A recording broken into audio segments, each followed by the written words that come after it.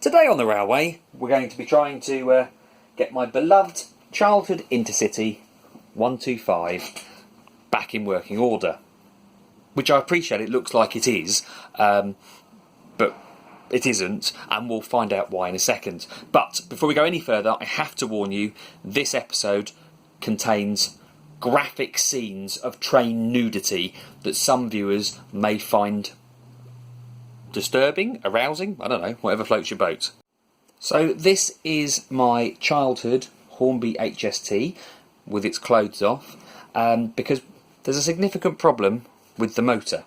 I'll be showing you in the rest of this video what I mean, but unfortunately, I said today's video, I've actually been filming this for a week now, and my camera's been set to regular standard definition up to this point. So say goodbye to the widescreen full definition as we now go to standard definition. So this is my beloved Hornby HST from my childhood, and it's been to the repair shop twice now and it still doesn't work quite right.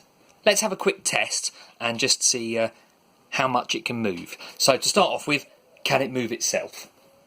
I think we know the answer to this already.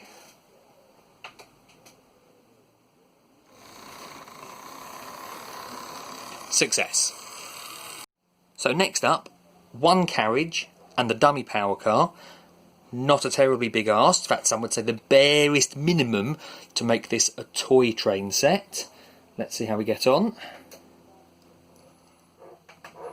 Let's shunt it back in. Okay, here we go.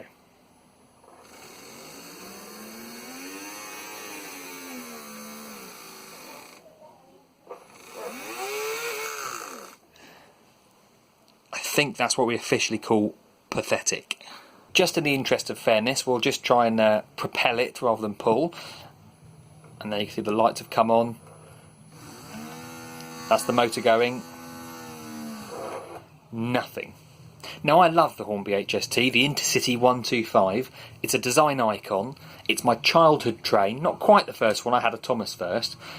But it can't even do this. And the set it originally came with includes that and that, and it certainly used to be able to pull those. And I've got another 3 cars that I want it to be able to pull. With the body of Intercity removed, one Intercity, this is the ring-filled motor that it was fitted with, and you can see 2 big black cogs, and in the middle a little silver coloured cog. I think it has another name, maybe a pinion. Anyways, if I run the motor, you'll see what happens. That turns absolutely fine, but it's not turning anything else. And I understand this is a common problem with ring-filled motors. Actually, if I just push that back along the axle, make sure that the gears are lined up.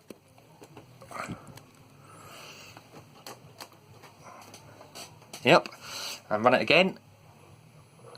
You can see runs absolutely fine. There you go. So, problem fixed then? Well, no, not really, because what keeps happening is that silver cog, which I think might be called a pinion, keeps sliding back out along the axle.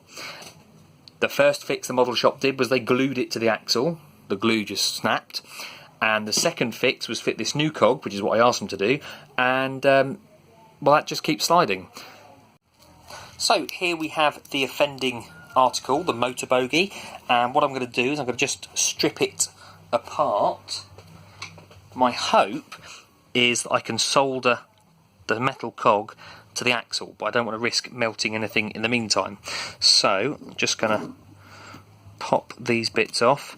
Apologies if you're watching and you know much better than me how to do this and I'm being a bit of a Philistine. That comes off.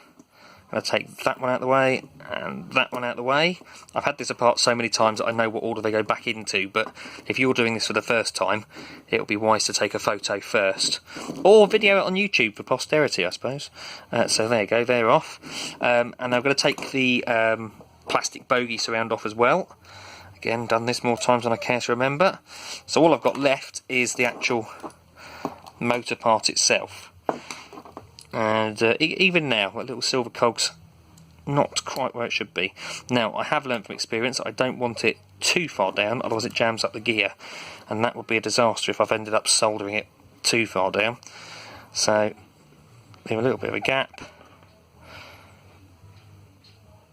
Other people might be wondering whether I've serviced the loco and whatever else, and the first time this went into the model shop, that's what they did, they serviced the loco. Which wasn't what I asked, but never mind. So I know it's all been serviced, it's all working well. Now we're down to drastic measures. Let's have a look at soldering then.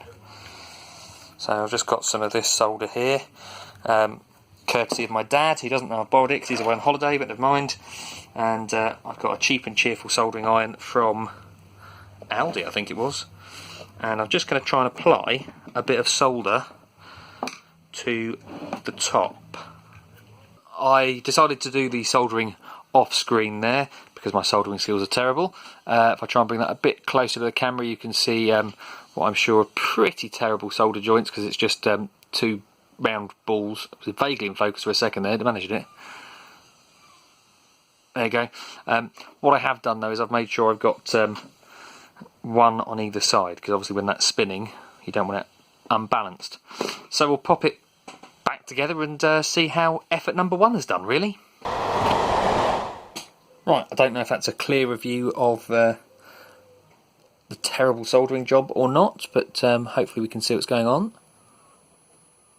Okay, well, the motor turned.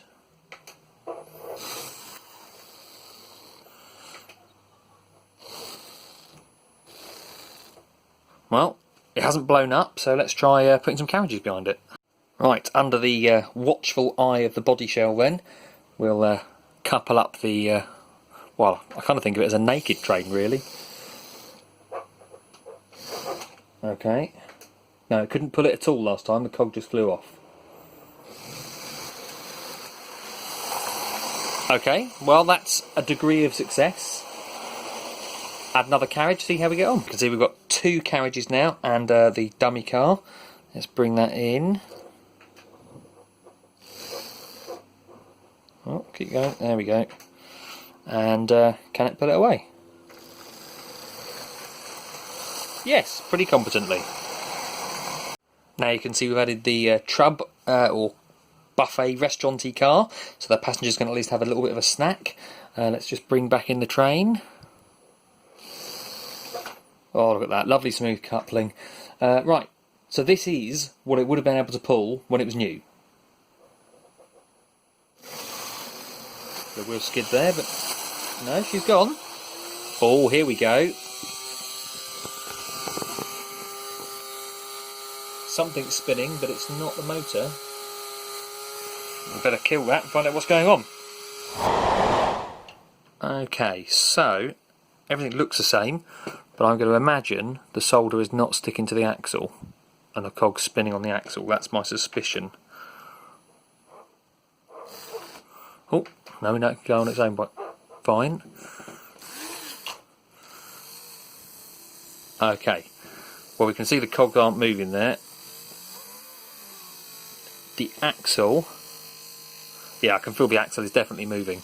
So, attempted solder fix number one didn't work. But on the bright side, the cog hasn't flown off. Just need to find a way to make sure that pinion, axle, coggy thing stays together. So, we'll have another go, I guess. So it wasn't just my incompetent soldering. I've had my brother, expert solderer, do it, and he said it's steel, so it'll never work. So he has now had a go with a hot glue gun and the soldering iron to make it a bit more fine, and now we're going to test that and see what happens. The glue appears to be holding as it does now pull the original 3 coaches and the dummy power car without any issues. Right, we've added on another carriage. We now have space for first class passengers. Let's see how she does.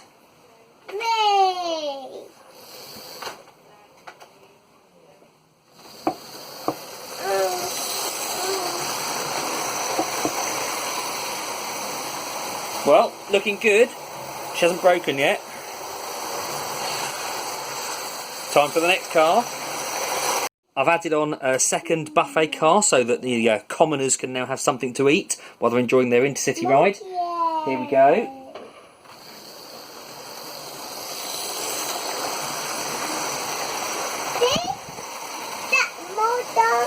As the boy points out, it's now a big train and it's doing the job. No problems there. As the boy has informed us, we've got a big choo-choo. It is at full length, at least for my layout, 2 carriages short of a real one, and we'll now see if it will pull it. I don't know if it will.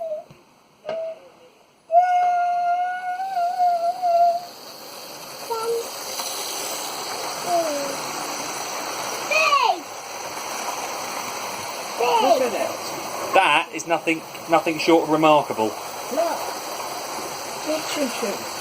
Okay, so apologies for the Hey Dougie theme tune in the background, but after another little go, we had it running for 8 minutes. Now if I just turn up the dial, there you go. Once again, we're at that same position where the axle's spinning and not much else. Back to the drawing board. These scraps of metal might look like, I don't know, the end of solder, but in my brother's infinite wisdom, he decided to just put the cog over the end of the soldering iron, and this is actually what's left of the cog. Just some melted dribble of metal. So, I guess that's the end of that game. The video ends on a cliffhanger. Welcome back to full high definition, by the way. You might be wondering how it is that the train's running, even though you now know the cog is melted and it definitely doesn't run itself. Well, the train needed a little bit of help for these establishing better definition shots in the shape of James Nighthall GC, my Network Southeast Lima Class 47. Until we meet again, travel safely.